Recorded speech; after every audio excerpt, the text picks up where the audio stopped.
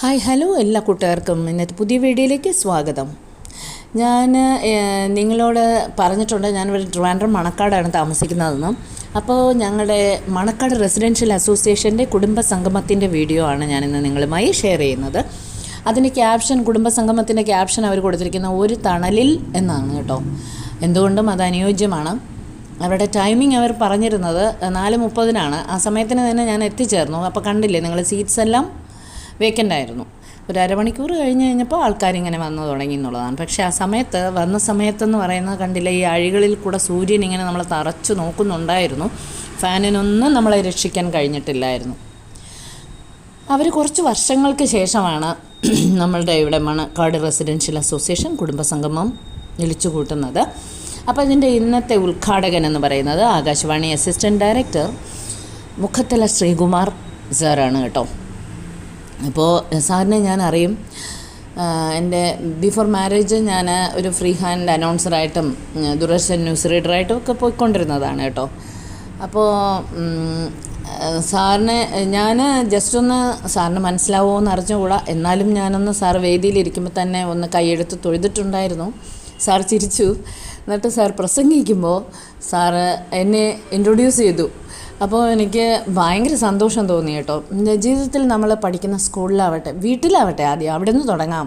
First സ്കൂളെന്ന് പറയാൻ നമ്മുടെ വീടാണ്. വീട്ടിലാവട്ടെ, ബന്ധുക്കളുടെ ഇടയിലാവട്ടെ, നാട്ടിലാവട്ടെ, സ്കൂളിലാവട്ടെ, കോളേജിലാവട്ടെ, ജോലി ചെയ്യുന്ന സ്ഥലത്താവട്ടെ, വസിക്കുന്ന സ്ഥലത്താവട്ടെ, അതായത് വസിക്കുന്ന ചുറ്റുപാടും ഉള്ളവരാവട്ടെ, എവിടെ ആയിരുന്നാലും നമ്മുടെ വ്യക്തിത്വം കൊണ്ടാണല്ലോ അറിയുന്നത് എല്ലാവരും. നമ്മളെ നല്ലതെന്നും ചീത്തയെന്നും പറയുന്നത് നമ്മുടെ ക്യാരക്ടർ കൊണ്ടാണ്.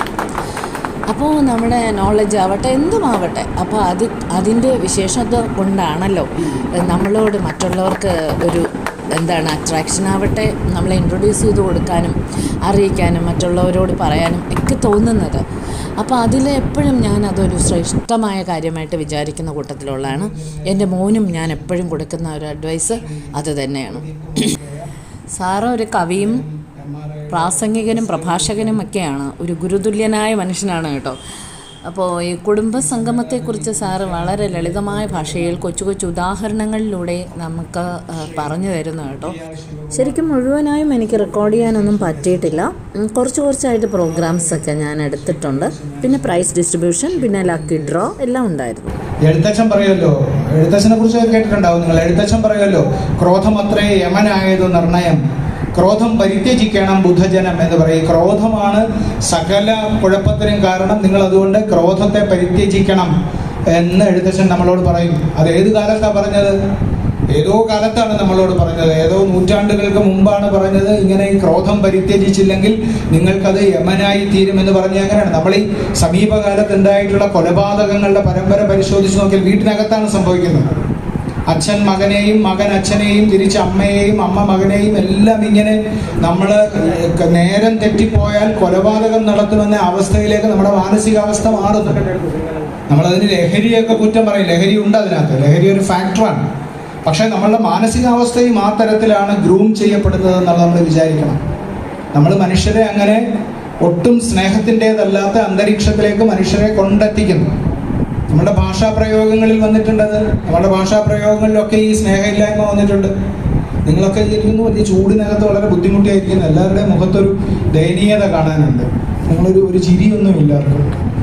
മൊത്തത്തിലൊരു എന്നോടൊരു കാർക്കശ്യത്തോടു കൂടിയൊക്കെ എന്നെ നോക്കുന്നുണ്ട്.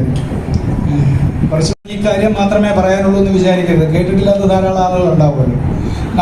ഞാനൊക്കെ ചെറിയ കുട്ടിയായിരിക്കുന്ന സ്ഥലത്ത് നമ്മുടെ മുഖത്തല എന്ന് പറയുന്ന ക്ഷേത്രത്തിൽ ഒരു പാട്ട് കച്ചേരി നടന്നാൽ, നാടകം നടന്നാൽ, ഗാനമേള നടന്നാലൊക്കെ അത് നന്നായി എന്ന് പറയാൻ വേണ്ടിയിട്ട് നമ്മൾ പറയുന്നത് അത് ഗംഭീരമായി എന്നാണ് പറയുക. ഗാനമേള ഗംഭീരമായി, വളരെ നല്ലതായിരുന്നു, മികച്ചതായിരുന്നു എന്നാണ് പറയുക. ഞാനൊക്കെ കോളേജിൽ പഠിക്കാൻ ചെല്ലുമ്പോഴത്തേക്ക് അതിന് ചെറിയൊരു മാറ്റം വന്നു. നമ്മൾ പറയുക ഗാനമേള കലക്കി എന്നാണ് പറയുക. ഗാനമേള കലക്കി. എന്താണ് വാക്കിൻ്റെ അർത്ഥം? എന്താ കലക്കി എന്ന് പറയുന്ന വാക്കിൻ്റെ അർത്ഥം? ഒരു ദ്രാവകം നേരെ ചൊവ്വയിരുന്നത് നമ്മളൊരു അന്യപദാർത്ഥം ഉപയോഗിച്ച് അതിൻ്റെ സ്വസ്ഥത ഇല്ലാതാക്കിയെന്ന് അല്ലേ. രണ്ടാമത് നമ്മൾ നന്നായി എന്ന് പറയാൻ ഉപയോഗിച്ചൊരു വാക്ക് തകർത്തു എന്നാണ്. എന്താണ് ഈ തകർത്തു എന്ന് പറയുന്ന വാക്കിനകത്ത്? ഒരു നന്നായിരുന്ന ഒരു സംഭവത്തെ ഇല്ലാതാക്കിയെന്ന്. അപ്പോൾ ചെറിയ ആക്രമണ സ്വഭാവമുള്ള വാക്കുകൾ ഉപയോഗിച്ച് നമ്മൾ നന്നായി എന്ന് പറയാൻ ആരംഭിച്ചു. ഒരു സൊസൈറ്റിയുടെ സംഭാഷണത്തിൽ വരുന്ന മാറ്റമാണ്, സ്വഭാവത്തിൽ വരുന്ന മാറ്റമാണ്. ഈ ആക്രമണ സ്വഭാവമുള്ള വാക്കിന് ശക്തി പോരാന്ന് തോന്നിയിട്ട് നമ്മൾ ആക്രമണ സ്വഭാവമുള്ള 2 വാക്കുകൾ ചേർത്ത് പുതിയ വാക്കുണ്ടാക്കി. അപ്പോൾ അത് നല്ലതെന്ന് പറയാൻ ഏതാണ് ആ വാക്ക്? അടിപൊളി എന്ന് പറയുന്ന വാക്കുണ്ടാക്കി. അടിക്കുക, പൊളിക്കുക എന്ന് 2 ആക്രമണ സ്വഭാവമുള്ള വാക്കുകൾ ചേർത്ത് നല്ലതായി എന്ന് പറയാൻ വാക്കുണ്ടാക്കി, ഇല്ലേ? അങ്ങനെ വാക്കുണ്ടാക്കി നമ്മൾ. അപ്പോൾ അത് ഈ ആകാശവാണിക്കാർ പ്രതിരോധിച്ചു നോക്കിയിട്ടുണ്ട് കേട്ടോ. അതിനെ ആകാശവാണിക്കാർ ഇങ്ങനെയുള്ള വാക്കുകളൊക്കെ പറയുന്നത് ശരിയാണോ എന്ന് വിചാരിച്ചിട്ട് ഒരു അടിപൊളി പാട്ട് വേണമെന്ന് പറയുമ്പോൾ ഒരു മികച്ച പാട്ട് കേൾപ്പിക്കാം എന്നൊക്കെ പറഞ്ഞു നോക്കിയിട്ടുണ്ട്. പക്ഷേ അപ്പോഴത്തേക്ക് ഇപ്പോൾ പറഞ്ഞ് അതിന് കീഴടങ്ങി. നമ്മൾ ഈ ഭാഷ ജനങ്ങൾ ഉണ്ടാക്കുന്നതിന് കീഴടങ്ങുമല്ലോ. ഇപ്പോൾ കീഴടങ്ങിയിട്ട് ഇപ്പോൾ ആകാശവാണിക്കാർ അങ്ങോട്ട് ചോദിച്ചു തുടങ്ങി ഒരു അടിപൊളി പാട്ട് കേൾപ്പിക്കട്ടെ. നമ്മൾ ജനങ്ങളുടെ ഭാഷയ്ക്ക് കീഴടങ്ങാം. അങ്ങനെ എന്തെല്ലാം. അപ്പോൾ ഞാൻ കുറേ കാലം കൊച്ചി ആകാശവാണിയിലാണ് ജോലി ചെയ്തിരുന്നത്. അപ്പോൾ ആഴ്ചയിൽ ഒരു ദിവസമാണ് വീട്ടിൽ വരിക. അന്ന് എൻ്റെ മകൻ, എനിക്ക് തോന്നുന്നു അവൻ +2 കഴിഞ്ഞിട്ട് എഞ്ചിനീയറിംഗിൽ പഠിക്കുകയോ മറ്റോ ചെയ്യാണ്. എഞ്ചിനീയറിംഗ് പൂർണ്ണമാക്കാതെ അവൻ LLBക്ക് പോയി. അപ്പോൾ എഞ്ചിനീയറിംഗിൽ പഠിച്ചുകൊണ്ടിരിക്കുന്ന സമയത്ത് അവന് പെട്ടെന്ന് ഈ സംഗീത പ്രേമം ഉണ്ടായിട്ട് അവൻ ഈ മലയാള ഭാഷാ ഗാനങ്ങളെ പൂർണ്ണമായി ഉപേക്ഷിച്ചു. എന്നിട്ട് ഹിന്ദി, തമിഴ് അങ്ങനെയൊക്കെയുള്ള പാട്ടുകൾ കേൾക്കാൻ ആരംഭിച്ചു. ഭയങ്കര ബീറ്റുള്ള പാട്ടുകൾ, വൂഫർ എന്നൊക്കെ പറയുന്ന സ്പീക്കർ വെച്ചിട്ട് വീട്ടിലിങ്ങനെ ഭയങ്കര ഒച്ചത്തിൽ കേൾക്കാൻ ആരംഭിച്ചു. അപ്പോൾ എനിക്കൊന്നും എൻ്റെ മകളന്ന് 10ാം ക്ലാസ്സിൽ പഠിക്കുകയോ മറ്റോ ചെയ്യണം, 9ലോ 10ലോ മറ്റോ പഠിക്കുകയാണ് അവൾ. അപ്പോൾ ഭീകരമായ ശബ്ദമാണ്. എല്ലാ ആഴ്ചയും ഞാൻ വരുമ്പോൾ അവൻ ഒരു മുറി അവൻ്റേതാണെന്ന് പ്രഖ്യാപിച്ച് ഒരു മുറിക്കകത്ത് കയറിയിട്ട് ഇതെല്ലാം എടുത്ത് ഭയങ്കര ശബ്ദ കോലാഹലം. എൻ്റെ വൈറ്റൽസ് എല്ലാം നോർമൽ ആയതുകൊണ്ട് മാത്രമാണ് ഞാൻ ആരോഗ്യത്തോടുകൂടി ജീവിച്ചിരുന്നത്. പ്രഷർ, കൊളസ്ട്രോൾ ഒന്നും ഇല്ലാത്തതുകൊണ്ട് മാത്രമാണ്. ഇല്ലെങ്കിൽ ഈ ശബ്ദം കൊണ്ട് എനിക്ക് എന്തെങ്കിലും സംഭവിച്ചു പോയാൽ. അപ്പോൾ അങ്ങനെ ഇരിക്കെ ഞാൻ ഒരാഴ്ച വരുമ്പോൾ അവൻ്റെ മുറിയിൽ നിന്ന് ഭയങ്കര നല്ല മനോഹരമായിട്ടുള്ള മെലഡികൾ കേൾക്കുന്നു.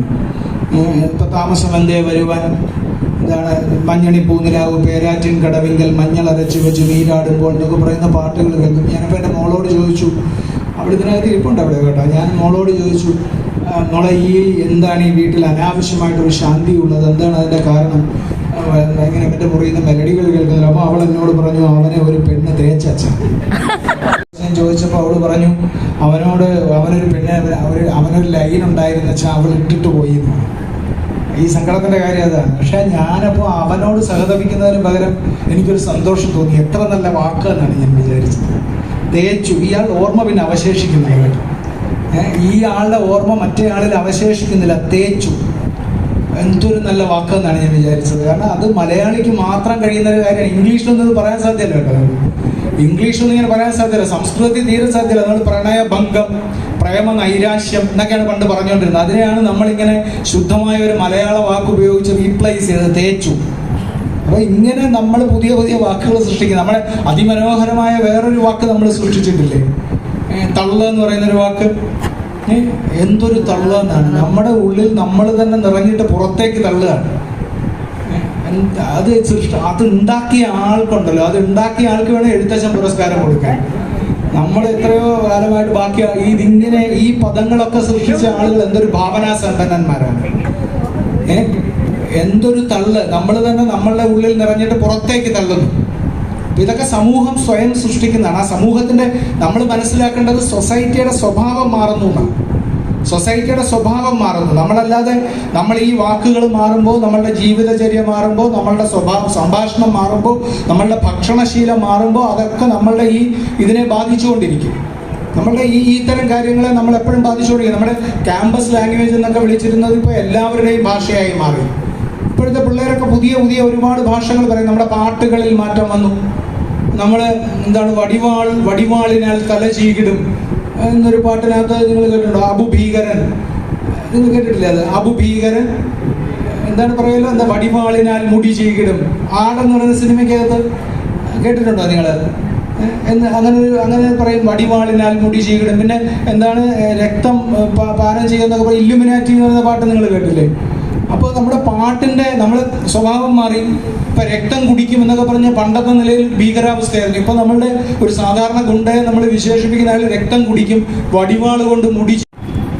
ഈ 59-ാമത്തെ വയസ്സിൽ നിന്ന് എനിക്ക് തന്ത വൈബാണ് എന്ന് കേട്ടിട്ടൊരു കാര്യമില്ല. നമ്മൾ അതിനെക്കുറിച്ച് അങ്ങനെ പ്രതിരോധിക്കാൻ സാധ്യമല്ലാത്ത വിധത്തിൽ എല്ലാ കാലത്തും ഓരോ തലമുറയും, എൻ്റെ തലമുറ എനിക്ക് മുമ്പുള്ള തലമുറയോട് ഞാൻ പെരുമാറിയിരുന്നത്, എൻ്റെ അഭിരുചികളെ ഞാൻ അവരുടെ മേൽ അടിച്ചേൽപ്പിച്ച് അവരെ തീർത്തും സമ്മർദ്ദത്തിലാക്കിയിട്ടാണ് എൻ്റെ തലമുറ മുമ്പോട്ട് വന്നത്. അപ്പോൾ എൻ്റെ അടുത്ത തലമുറ നമ്മളുടെ ഈ തലമുറയെ സമ്മർദ്ദത്തിലാക്കി അവരുടെ അഭിരുചികളെ അടിച്ചേൽപ്പിക്കാനുള്ള ശ്രമം നടത്തും. നമ്മളതിന് കീഴടങ്ങേണ്ടി വരും. അതാണ് ലോകം ഇന്നേ വരെ കണ്ടിട്ടുള്ളത്. നമ്മൾ തീവണ്ടി പോകുമ്പോൾ തീവണ്ടിക്കകത്തൊരു ഹോമം നടക്കുകയാണെന്നും ഈ തീവണ്ടിക്കകത്ത് ഹോമം നടക്കുന്നതുകൊണ്ട് ആരും അതിൻ്റെ പരിസരത്ത് നിൽക്കരുതെന്നും തീവണ്ടി ആദ്യമായിട്ട് ഓടിയ കാലത്ത് അതിൻ്റെ പരിസരത്ത് നിന്ന് പറഞ്ഞവരൊക്കെ പിന്നെ തീവണ്ടി യാത്രക്കാരായിട്ടുണ്ട്. നമ്മളങ്ങനെ പുതിയ പുരോഗതി, ഓരോ സ്ഥലത്ത് പുരോഗതികൾ വരുമ്പോൾ നമ്മൾ അതിനെതിരെ പുറംതിരിഞ്ഞ് നിൽക്കുകയല്ല വേണ്ടത്, നമ്മൾ അതിനോടൊപ്പം സഞ്ചരിക്കുകയാണ് വേണ്ടത്. നമ്മൾ ഈ കുട്ടികളെ നമ്മൾ മാറി നിന്നിട്ട് അവരെ കറക്റ്റ് ചെയ്യാൻ ശ്രമിക്കുമ്പോഴാണ് അപകടം എന്ന് ഞാൻ വിചാരിക്കുന്നു.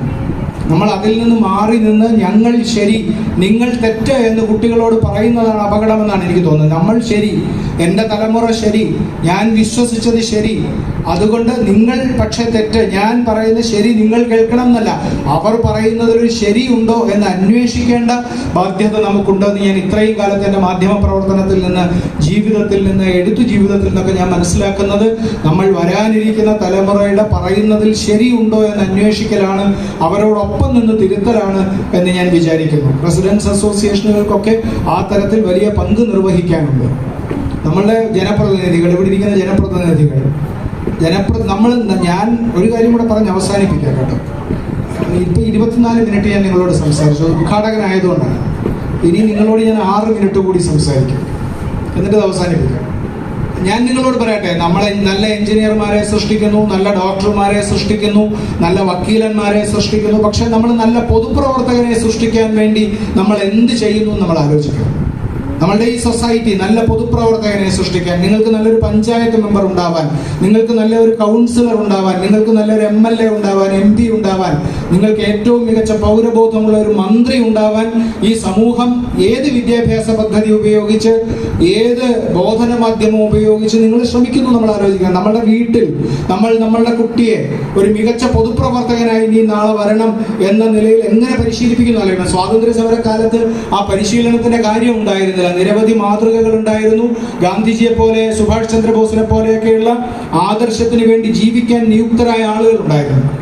തൊട്ടുപിറകെ വന്ന കമ്മ്യൂണിസ്റ്റ് കാലഘട്ടത്തിൽ നിസ്വാർത്ഥ പ്രവർത്തകരായിട്ടുള്ള നിരവധി ആളുകൾ ഉണ്ടായിരുന്നു. അപ്പോൾ ആ കാലത്തൊന്നും നമുക്ക് അധിക ബാധ്യതയായി ഇത് നിന്നില്ല. നമുക്ക് ഈ ജീവിതങ്ങൾ കണ്ടുപഠിക്കാനുണ്ടായിരുന്നു. ഇപ്പൊ നമ്മളുടെ മുമ്പിൽ കാര്യമായ മാതൃകകളൊന്നും. ഈ പൊതുപ്രവർത്തകരായിരിക്കുന്ന ആളുകളെ നിങ്ങൾ ആലോചിച്ച് നോക്കണം.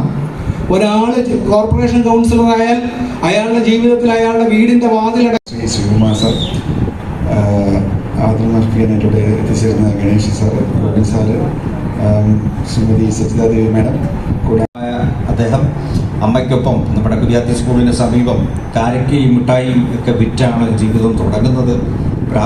ഈ പ്രാരാബ്ദങ്ങൾക്കിടയിൽ അദ്ദേഹത്തിൻ്റെ പഠനവും കാര്യങ്ങളും ഒന്നും നടന്നില്ല.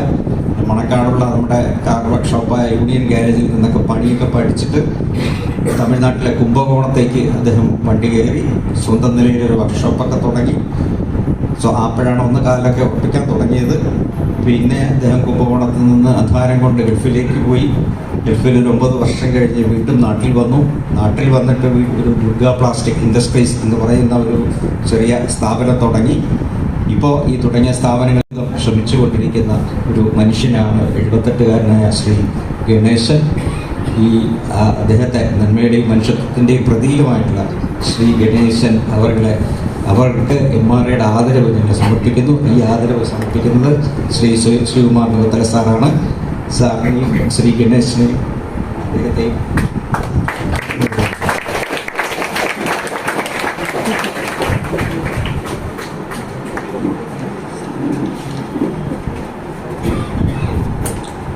താഴെ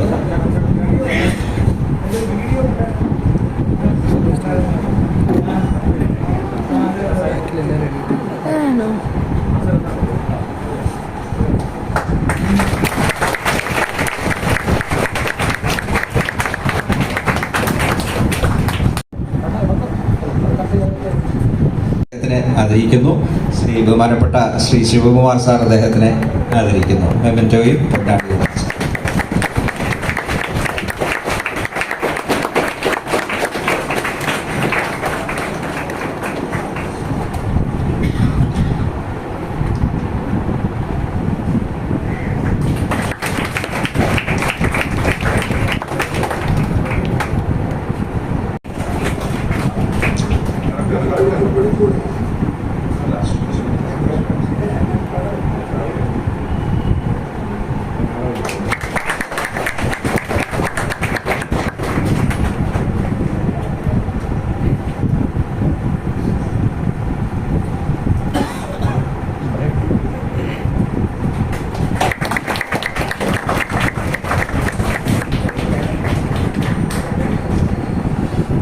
സംസാരിക്കാൻ എത്തിച്ചേർന്നിരിക്കുന്ന Shri Mohanan Nair, Shri K Suresh, Shri B Sasidharan Nair, Shri G Vijayakumar, നന്ദി പ്രകാശിപ്പിക്കുന്ന ശ്രീ രാജേന്ദ്രൻ നായർ, എല്ലാവർക്കും നമസ്കാരം. എന്നെ ഈ ചടങ്ങിലേക്ക് ക്ഷണിക്കാനായി അസോസിയേഷൻ്റെ പ്രസിഡന്റും സെക്രട്ടറിയും കൂടെ വീട്ടിൽ വന്നിരുന്നു. അന്ന് എന്നോട് പറഞ്ഞത് മുഖ്യപ്രഭാഷണമാണ് എൻ്റെ റോളെന്ന് പറഞ്ഞു. അപ്പം ഞാൻ പറഞ്ഞു, മുഖ്യപ്രഭാഷണം പോയിട്ട് എനിക്കൊരു സാധാരണ പ്രഭാഷണം പോലും വയ്ക്കാൻ എനിക്ക് അറിയില്ല, അതുകൊണ്ട് അങ്ങനെ പറയരുത്, ഞാൻ വരാം എന്ന് പറഞ്ഞു. ഈ ഇൻവിറ്റേഷൻ കാർഡ് കൊണ്ട് 2 ദിവസം മുമ്പ് രണ്ടുപേരും വീട്ടിൽ വന്നിരുന്നു.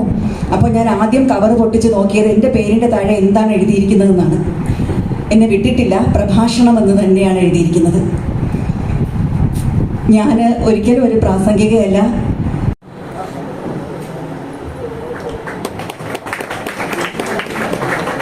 അടുത്തതായി Lakshmi S Santhosh MRA 4 award കൊടുക്കുന്നതിനായി മണക്കാട് വാർഡ് കൗൺസിലർ ശ്രീ സുരേഷിനെ ക്ഷണിച്ചുകൊള്ളുന്നു. സന്തോഷ് കുമാർ സ്മിത VN ദമ്പതികളുടെ മകളാണ് ലക്ഷ്മി എസ് സന്തോഷ്.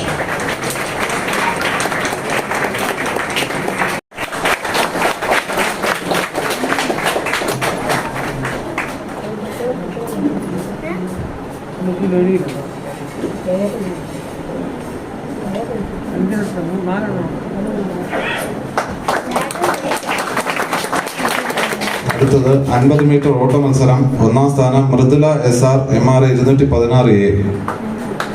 2ാം സ്ഥാനം ഗായത്രി ഗോപൻ MRA 5.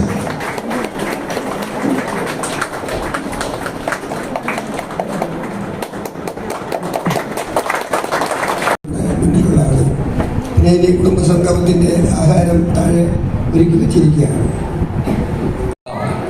അതുകൊണ്ട് ബഹുമാനപ്പെട്ട നിങ്ങളോട് പറയാനുള്ളത് വളരെ സൂക്ഷിച്ചു വേണം. പ്രിയപ്പെട്ടവരെ, നിങ്ങൾ മനസ്സിലാക്കേണ്ടത് ഈ MRAയുടെ സെക്രട്ടറി പ്രസിഡന്റ് നിങ്ങൾ എത്രമാത്രം കണ്ടിട്ട് അവരുടെ പ്രവർത്തനം വളർന്നിട്ടുണ്ടാവുമെന്ന് എനിക്കറിയില്ല. കൊച്ചുകുട്ടികളുടെ ഡാൻസ് പ്രോഗ്രാംസ് ഉണ്ടായിരുന്നു. ഇതിന് ഫിലിം സോങ്സ് ആയതുകൊണ്ടാണ് ഞാൻ ഇടാത്തത്.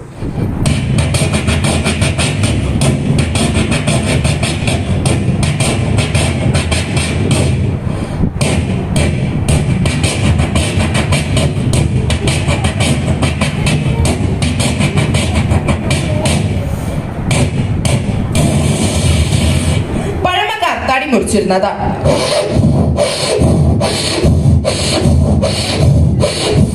ഇപ്പോൾ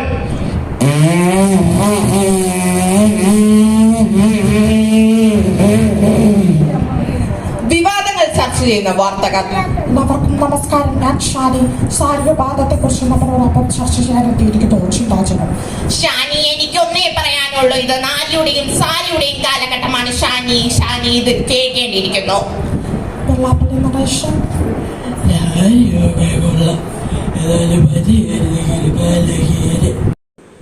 ഇതും അങ്ങനെ തന്നെ അങ്ങനത്തെ ഒരു പാട്ടാണ്. അതും ഫിലിം സോങ്സ് ആയതുകൊണ്ട് നമുക്ക് കോപ്പിറൈറ്റ് വരുമെന്ന് വിചാരിച്ചിട്ടാണ് ഇടാത്ത. ഞാൻ അങ്ങനെയാണ്.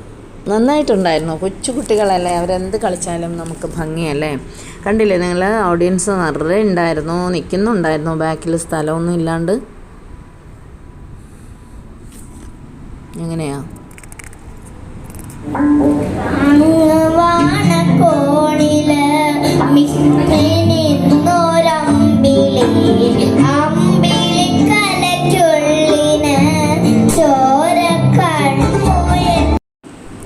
മോനും ഉണ്ടായിരുന്നു പാടാനായിട്ട്, പക്ഷെ ഇടാൻ പറ്റത്തില്ലല്ലോ. അവൻ പാടിയത് സ്വന്തം സ്വന്തം ബാല്യത്തിലൂടെ ഒന്നു പോകാൻ, അതാണ് ആ പാടിയത്. അവൻ കണ്ട കുട്ടികളുടെ ഡാൻസ് പ്രോഗ്രാം കണ്ട, അതിൽ ആ കുഞ്ഞുമാവ അടിപൊളിയായിട്ട് കളിക്കുന്നുണ്ടായിരുന്നു.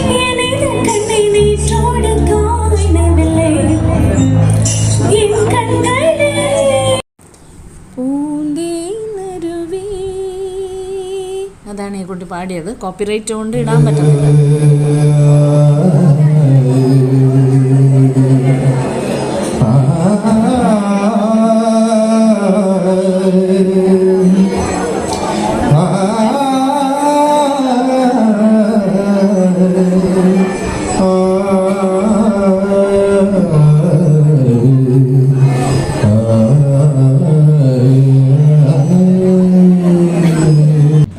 ഇതിൽ പലതും കോപ്പിറൈറ്റ് വരും എന്നുള്ളത് കൊണ്ട് ഇടാൻ പറ്റത്തില്ല. അതൊക്കെ കൊണ്ടാണ് ഞാൻ ശബ്ദം ഇടയ്ക്കിടയ്ക്ക് ഇങ്ങനെ ഇന്ന പാട്ടാണെന്ന് പറഞ്ഞ് കൊടുത്തിരിക്കുന്നത്. പിന്നെ ഇതും നല്ലതായിരുന്നു കുട്ടികളുടെ ബാൻഡ്.